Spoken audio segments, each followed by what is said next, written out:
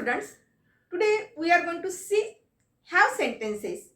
आता तुम्ही नेमकं ह्यावच्या बाबतीमध्ये ऐकलं असेलच, ह्यावचा वापर कसा करायचा. पण आजच्या तासामध्ये आपण असा काही भाग लक्षात घेणार आहोत की ह्याव हा जो आहे तर हा नेमका ऑक्झिलरी वर्ब म्हणून वापरता येतो, त्याचबरोबर मेन वर्ब म्हणून सुद्धा वापरता येतो.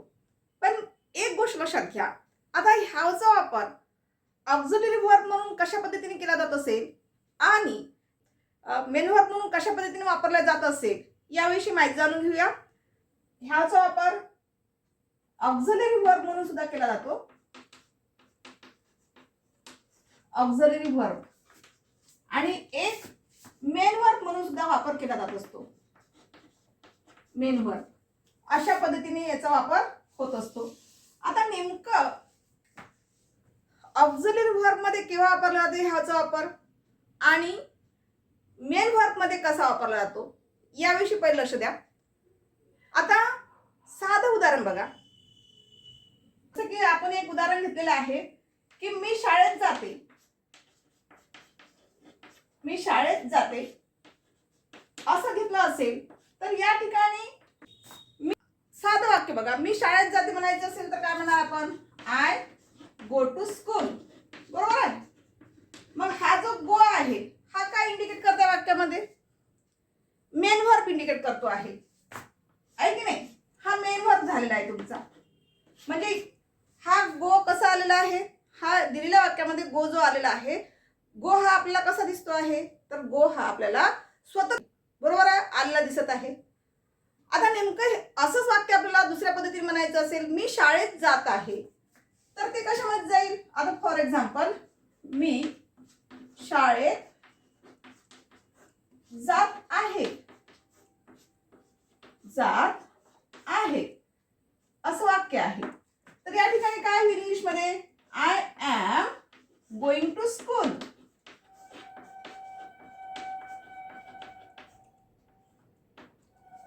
बरोबर आहे. मग इथे तुम्हाला काय दिसत आहे, हा जो एम आहे हा एम कशाला लागून आलेला आहे, या गोला लागून आलेला आहे. म्हणजेच या वाक्यामध्ये हे जे एम आलेला आहे हा एम काय झालेला आहे, हा एम जो आहे हा एक केवळ ऑक्झिलरी वर्ब म्हणून वापरलेला आहे. आपल्याला एवढंच माहिती आहे का, एम इज अ टू बीज फॉर्म. आपण काय म्हणणार, एम एक टू बीज फॉर्म आहे, टू बीचं रूप आहे असं आपल्याला माहिती राहते. पण इथे आय एम गोइंग टू म्हणजे या ठिकाणी हा जो एम वापरलेला आहे हा गोला काय लागून आलेला आहे, सपोर्टर म्हणून आलेला आहे. कारण वाक्यामध्ये जो गोइंग आलेला आहे हा गोइंग काय करत आहे, ऍक्शन करत आहे. म्हणजेच ऍक्शन दर्शवत आहे, क्रिया चालू दिसत आहे. मी शाळेत जात आहे म्हणजेच हा जो एम आलेला आहे हा एम आपल्याला मेन वर्ब म्हणून म्हणता येणार नाही. तर हा एम ह्या गोचा सपोर्टर असल्यामुळे हे काय झालेलं आहे तर ऑक्झिलरी वर्ब म्हणून झालेलं आहे. ठीक आहे. म्हणजेच काय, आज आपण जे काही हॅवचे वाक्य बघणार आहोत तर हॅवचे जे वाक्य आपण बघणार आहोत तर असतो आणि त्याच ह्याचा वापर ऑक्झिलरी वर्ब म्हणून कशा पद्धतीने केला जाईल आणि मेन वर्ब म्हणून कशा पद्धतीने केला जाईल याकडे आपण लक्ष टाकूया. ठीक आहे. चला तर सगळ्यात पहिले बघा, क्रियापदाची रूपे कोणती असतात. जसं 5 आहेत. क्रियापदाची रूपं किती आहेत, 5 आहेत. जसे क्रियापदाची रूपं तुम्हाला माहिती असेलच, क्रियापदाची रूपं किती असतात, क्रियापदाची रूपे ही 5 आहेत. आता नेमकी कोणती आहेत बघा, या ठिकाणी वर्ब इथे गो आहे तर गो हे काय झालेलं आहे, क्रियापदाच्या रूपामध्ये वर्ब मध्ये गो हे पहिलं रूप झालेलं आहे. बरोबर आहे. मग गो हे काय झालं, तुमचं बेसिक फॉर्म ऑफ वर्ब झालं. त्यालाच आपण काय म्हणायचं, मेन वर्ब. याचा पास्ट टेन्स काय होईल, गोचा वेंट. त्यानंतर थर्ड फॉर्म काय होईल, गॉन. Go went gone. त्याचं प्रेझेंट पार्टिसिपल म्हणजे फोर्थ फॉर्म ऑफ वर्ब ज्याला आपण प्रेझेंट पार्टिसिपल म्हणतो ते काय होईल, गोइंग. आणि लास्ट जो प्रकार असतो वर्बचा तो म्हणजे कोणता, इन्फिनिटी टू चा म्हणजे टू गो. म्हणजे असे तुमचे वर्बचे 5 प्रकार पडतात. आपण साध्या पद्धतीने सांगितलं या ठिकाणी की जर या वाक्यामध्ये गो हे क्रियापद आहे म्हणून गो हे पहिलं रूप घेतलं, base form of verb. Past tense काय झालं त्याचा, वेंट. थर्ड फॉर्म काय झालेला आहे, गॉन. त्याचबरोबर नंतर प्रेझेंट पार्टिसिपल ज्याला आपण क्रियापदाचं चौथं रूप म्हणतो ते म्हणजे काय आहे, गोईंग आणि जे पाचवा प्रकार आहे क्रियापदाचा तो म्हणजे काय, इन्फिनिटिव्ह व्हर्ब, म्हणजे या ठिकाणी टू गो. ठीक आहे. चला आता हॅवचा आपण हॅवचा वापर बघणार आहोत. मग हॅवची कोणती रूप असतील तर बघा, फर्स्ट फॉर्म ऑफ व्हर्ब झालं तुमचं have, part form of verb of have had. बरेच विद्यार्थी इथे कन्फ्युज होतात. इथे काय करतात ते हॅवचा पास्ट टेन्स हॅज समजतात. हॅज हे पास्ट टेन्स मध्ये येत नाही विद्यार्थी मित्रांनो. चला आता आपण तेच बघायचं आपल्याला, नेमकं हॅवचा वापर कशा पद्धतीने केला जात असते. तर हॅवचा पास्ट टेन्स काय होतो, हॅड. त्याचबरोबर हॅवचा थर्ड फॉर्म सुद्धा काय होईल, हॅडच होईल. त्याचबरोबर या ठिकाणी present participle of have having, म्हणजेच काय, याचं जे हॅवचं चौथं रूप आहे ते काय होईल, हॅविंग. आणि जे क्रियापदाचा पाचवा प्रकार आहे तो म्हणजेच काय, इन्फिनिटिव्ह हॅव, म्हणजेच काय, टू हॅव या ठिकाणी येईल. तर बघा, पहिलं रूप काय घेतलं आपण, हॅव.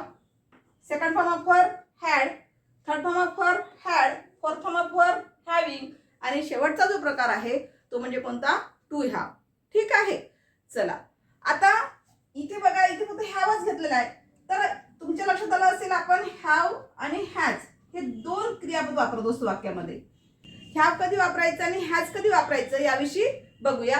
ज्यावेळेस सब्जेक्ट तुमचा आय आला असेल, वी आला असेल, दे आला असेल, यू आला असेल किंवा असेल प्लुरल सब्जेक्ट, तर अशा वेळेसच फक्त तुम्हाला काय घ्यायचं विद्यार्थी मित्रांनो, यासमोर हॅवचा वापर करायचा आहे. कधी लक्षात ठेवायचं, हॅजचे 5 प्रकार पडतात, ते सुद्धा आपल्याला हॅजचा पास्ट सुद्धा काय येईल, हॅडच येईल. अशाच पद्धतीने याचा सुद्धा बदल करता येतो आपल्याला. ठीक आहे.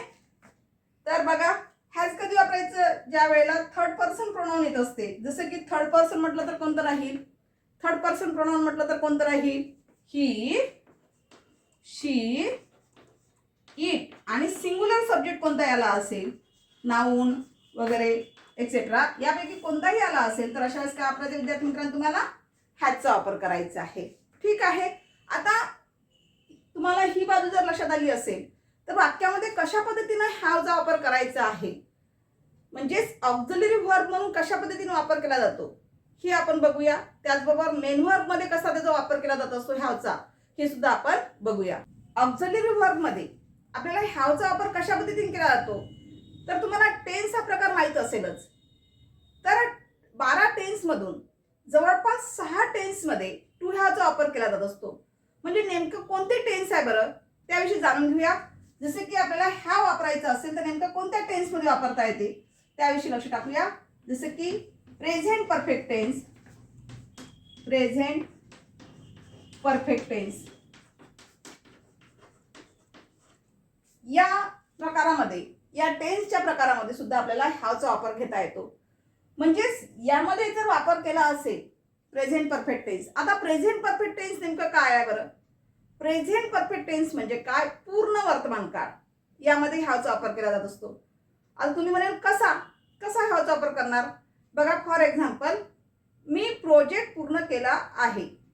बघा एक वाक्य घेऊ आपण, मी प्रोजेक्ट पूर्ण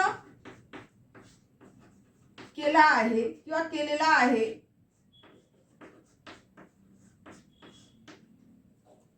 बघा मी प्रोजेक्ट पूर्ण केला आहे, म्हणजे तुमचं या ठिकाणी काय दिसत आहे, वाक्याची क्रिया नुकतीच होऊन गेलेली आहे, नुकतीच घडलेली आहे, जस्ट हॅपन. अशा वेळेस हा टेन्स वापरला जात असतो. जसं की मी जेवण केलेलं आहे, मी अभ्यास केलेला आहे, नाही का, मी पाणी पिलेले आहे, मी खेळलेले आहे, मी पाहिलेले आहे. अशा प्रकारची जी वाक्य आहे किंवा मी पाहिले आहे, अशा प्रकारची जी वाक्य आहे ते वाक्य सगळे कशामध्ये येत असतात, प्रेझेंट परफेक्ट टेन्स मध्ये येत असतात. आता या ठिकाणी जे हॅवचा वापर करून घेणार आहोत आपण, तर या ऑक्झिलरी व्हर्ब मध्ये चा वापर कसा केला जातो हे बघायचं आपल्याला. तर बघा याचं कशा पद्धतीने इंग्लिश मध्ये होईल, मीचा बदल काय होईल, आय. आय समोर काय वापरलं जाते, हॅव. आय हॅव काय केलेलं आहे, पूर्ण केलेलं आहे. पूर्ण साठी आपण काय वापरणार, एक तर तुम्ही फिनिश वापरू शकता किंवा कंप्लीटेड शब्द सुद्धा वापरू शकता. Finished, I have finished the project, finished the project. अशा पद्धतीने काय होईल तुमचं या ठिकाणी ह्यावचा जो वापर आहे तो हॅव हा या ठिकाणी मेन व्हर्ब म्हणून वापरलेला आहे का? नाही. तर या वाक्यामध्ये हॅवचा जो वापर आहे तो एका व्हर्ब सोबत जुळून आलेला आहे. हा जो व्हर्ब आहे फिनिश, यातला मेन व्हर्ब कोणता या ठिकाणी व्हर्ब कोणता आलेला आहे? फिनिश हे व्हर्ब आलेला आहे. बरोबर आहे. मग या व्हर्बला ह्या वापरलेला आहे म्हणजेच हा ह्या काय झालेला आहे त्याला लागून आलेला, हा एक सपोर्टर झालेला आहे. म्हणजे सपोर्टर झाला म्हणजे नेमकं काय झालं, म्हणून त्याला आपण ऑक्झिलरी व्हर्ब म्हटला गेलेला आहे, सहाय्यकारी क्रियापदे. आपण नेक्स्ट टॉपिक मध्ये मेन व्हर्बचा वापर कसा केला जातो वाक्यामध्ये ते पण मी सांगणार आहे. पण या ठिकाणी तुमच्या लक्षात आलं का, जसं या वाक्यामध्ये I am going to school, तर हा जो एम आहे हा एम सुद्धा काय आहे वाक्यामध्ये ऑक्झिलरी व्हर्ब म्हणून आलेला आहे. कारण हा मेन व्हर्बचं काम करतो आहे का? नाही, हा मेन व्हर्बचं काम करत नाही आहे. तर मेन व्हर्ब कोणता आहे? गो. त्या गोला या ठिकाणी सपोर्टर म्हणून एम आलेला आहे, म्हणून एम हे काय झालेलं वाक्यामध्ये ऑक्झिलरी व्हर्ब झालेला आहे. ठीक आहे. तर त्याचप्रमाणे या वाक्यामध्ये बघा, मी प्रोजेक्ट पूर्ण केला आहे, मी प्रोजेक्ट पूर्ण केला आहे म्हणजेच I have finish the project. म्हणजेच या ठिकाणी हॅव जो आहे वाक्यामध्ये तो हॅव हा स्वतंत्र नाही आलेला आहे, तर हॅवच्या सोबत काय आलेला आहे, तर थर्ड फॉर्म ऑफ व्हर्ब आलेला आहे. त्यामुळे हा एक काय झाला ह्या वाक्यामध्ये ऑक्झिलरी व्हर्ब म्हणून वापरलेला आहे. ठीक आहे, आलं लक्षात? ठीक आहे. चला नेक्स्ट सेंटेन्स कडे वळूया. आता आणखी ह्याचा वापर कुठे केला जातो असतो? टेन्सच्या दृष्टिकोनातून. तर पास्ट परफेक्ट टेन्स मध्ये सुद्धा केला जातो. पास्ट परफेक्ट टेन्स मध्ये, परफेक्ट टेन्स मध्ये सुद्धा केला जातो. आता पास्ट परफेक्ट टेन्स म्हणजे काय? घटना पूर्ण झालेली होती, घटना घडून गेलेली होती, भूतकाळ, सरळ सरळ पूर्ण भूतकाळ घडलेली घटना होती. की नेमकं पास्ट परफेक्ट टेन्स मध्ये टू हॅव फॉर्मचा कसा वापर केला जात असतो? तर बघा, घटना घडून गेली होती, घटना पूर्ण झाली होती, पण घडलेली घटना होती, नाही का? तर अशा वेळेस बघा पूर्ण भूतकाळामध्ये कशा पद्धतीने होईल? मी तिला बोलावले होते, मी तिला बोलाविले होते. बघा आता या ठिकाणी ऍक्शन जी आहे, ऍक्शन काय दिसते तुम्हाला? मी तिला बोलाविले होते, 2 तासापूर्वी बोलावले असेल किंवा 5 तासापूर्वी बोलावले होते किंवा सकाळी बोलावले होते, पण बोलावले होते. तुमची जी क्रिया आहे, ऍक्शन जी आहे ती ऍक्शन काय झालेली आहे? कंप्लीट झालेली आहे. बरोबर आहे. म्हणून या टू हॅवचा वापर सुद्धा कशामध्ये केला जातो? आणखी पास्ट परफेक्ट टेन्स साठी सुद्धा वापर केला जातो. म्हणजे या ठिकाणी बघा वाक्य कसं होईल? आय, त्यानंतर आता पास्ट परफेक्ट टेन्स मध्ये हॅवचा बदल काय होईल? हॅड. आय हॅड काय केलं होतं? बोलावले होते. I had called. लक्षात ठेवायचं, कारण ज्यावेळेस परफेक्ट टेन्स यूज केला जातो त्यावेळेस या ठिकाणी कोणतं रूप घेतलं जात असते? Third form of verb use केला जात असते. I had called. कुणाला बोलावलं होतं? तिला. I had called her. मी तिला बोलावले होते, म्हणजेच आय हॅड कॉल्ड हर. कधी बोलावलं होतं? 2 तासापूर्वी बोलावलं होतं. 3 तासापूर्वी बोलावलं असेल तर 3 तासापूर्वी लिहा, नाही का? बिफोर 2 o'clock, 2 वाजताच्या पहिले बोलावलं होतं. म्हणजे ऍक्शन काय झाली होती? पूर्ण झालेली होती. अशा पद्धतीने. तर तुम्ही मी तिला बोलावले होते, आय हॅड कॉल्ड हर, अशा पद्धतीने सुद्धा या ठिकाणी टू हॅव फॉर्मचा वापर पास्ट परफेक्ट टेन्स मध्ये सुद्धा ऑक्झिलरी व्हर्ब म्हणून या ठिकाणी करण्यात येईल. ते थोडं रिकॅप कडे लक्ष टाकूया. सगळ्यात पहिले आपण आज काय बघितलेलं आहे? सगळ्यात पहिले हाऊ टू यूज हॅव, ह्याचा वापर कसा करायचा वाक्यामध्ये हे आपण जाणून घेतलेलं आहे. दुसरी गोष्ट, टू हॅव फॉर्म कोणते असतात, क्रियापदाचे प्रकार किती पडतात याविषयी बघितलेलं आहे. तर आपण हॅवचा वापर ऑक्झिलरी व्हर्ब म्हणून कशा पद्धतीने केला जातो तर हे आपण बघितलेलं आहे. त्याचबरोबर टेन्सच्या दृष्टिकोनातून टू हॅवचा वापर कोणत्या 6 टेन्स मध्ये वापरला जातो, त्यापैकी आपण 2 टेन्स मध्ये हॅवचा वापर कशा पद्धतीने केला जातो हे बघितलेलं आहे. जसं की प्रेझेंट परफेक्ट टेन्स असेल तर त्यामध्ये हॅवचा वापर कशा पद्धतीने केलेला आहे आपण आता शिकलेलो आहोत. त्याचबरोबर पास्ट परफेक्ट टेन्स मध्ये सुद्धा हॅव परफेक्ट टेन्स मध्ये सुद्धा टू हॅवचा वापर केला जातो, जेणेकरून टू हॅवचा वापर पास्ट परफेक्ट टेन्स मध्ये हॅड म्हणून केला जातो, हे सुद्धा आपण बघितलेलं आहे. In the next video, we will see the remaining part of this video. Thank you.